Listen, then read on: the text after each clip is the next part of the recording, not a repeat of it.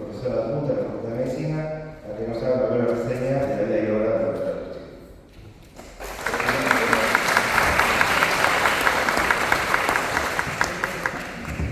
Muchas gracias, Alejandro. Gracias a todos por estar aquí y especialmente quiero sumarme a los grandes agradecimientos que ya se han realizado, pero agradezco a este homenaje a la doctora Rosa Lustig y que haya sido impulsado por la Liga de Mujeres Italianas y que cuente con el auspicio de la Embajada de Italia en nuestro país, porque pese a que la doctora transcurrió un poquito más del 70% de su vida en nuestro país, como ella dijo en varias oportunidades, e incluso como dejó escrito, la nostalgia por Italia nunca la abandonó. Tuve el privilegio de conocer a la doctora Rosa Lustig cuando terminé la carrera de medicina. Inicié mi tesis de doctorado como becaria de CONICET aquí en el área de investigación de este instituto. No tuve la suerte de que la doctora me dirigiera. La doctora en ese momento ya estaba jubilada, pero no estaba retirada y por lo tanto continuaba asistiendo al área de investigación del Rojo en forma diaria. Entonces, para mí fue un enorme placer, un gran privilegio poder conversar con ella. Ella siempre manifestaba interés cuando uno le relataba aquello en lo cual se encontraba trabajando, tenía muchas preguntas y uno de mis recuerdos es que por lo general las preguntas que formulaba eran precedidas por este comentario: soy curiosa, y tenía esa especie de acento de su país natal que nunca perdió, pese a todos los años que vivió en nuestro país. En el caso de la doctora, tuve también la suerte de poder compartir con ella lecturas, en especial cuando la doctora comenzó a perder su capacidad visual. Leíamos trabajos científicos de distintos tipos y esto incluía algunos aspectos de la historia del cultivo de células, que como todos sabemos es la técnica que ella aprendió en Italia, trajo a nuestro país, enseñó, difundió y formó una verdadera escuela. Muchas veces me sorprendía cuando leíamos sobre la historia del cultivo celular, que ella interrumpía, en el buen sentido de la palabra, con comentarios tales como los siguientes: yo estuve, yo lo vi, yo lo conocí. Algo sumamente sorprendente porque es difícil que eso ocurriera, pero claro, como ella en algún momento lo manifestó, prácticamente nació con el cultivo de células.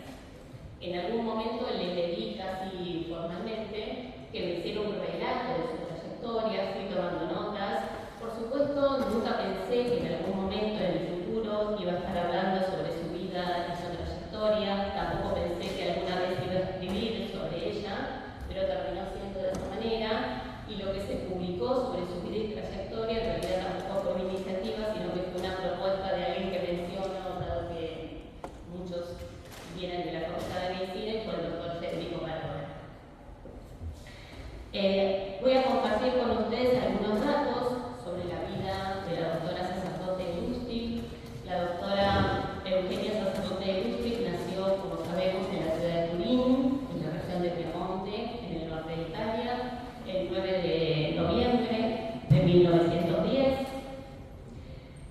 La doctora en varias ocasiones recordaba que su papá, a quien perdió cuando ella tenía solo 9 años de edad, le recordaba el significado de su nombre, derivado del griego antiguo, Eugenia, la bien nacida, y su apellido hubiera sido Cohen, pero su papá en un momento dado realizó el cambio del apellido y comenzó a utilizar el significado en español de Cohen, es decir, sacerdote. Aquí en el Rojo, y más específicamente en el área de investigación, la doctora siempre fue y sigue siendo, como acabo de mencionar, la doctora. Generalmente cuando hablamos entre nosotros no adjuntamos el apellido, porque simplemente con decir la doctora todos sabemos que se está haciendo referencia a sacerdote Lustig. Y esto es algo que heredamos de las personas que nos precedieron inmediatamente, muchos de los cuales fueron sus becarios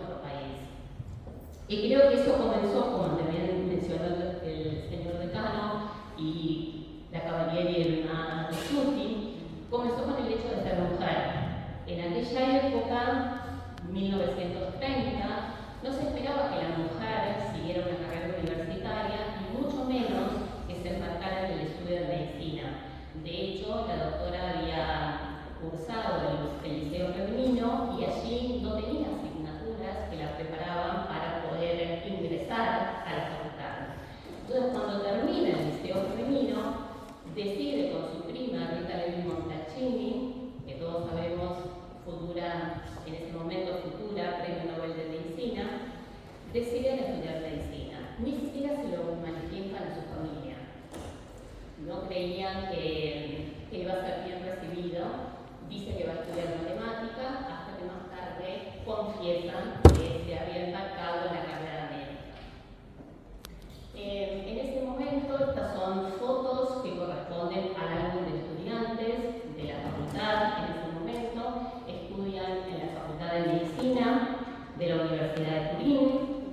Por supuesto, resultan exitosos en el examen de ingreso, comienzan la carrera. Tienen a un profesor, a un destacado histólogo, Giuseppe Levi, que termina siendo el mentor de la doctora Sacerdote Lustig y el mentor de otros alumnos que él elige. Cuando terminan ese primer año, esta persona era el director del Instituto de Anatomía General, Histología, y elige 4 de sus alumnos con un excelente ojo clínico para que fueran sus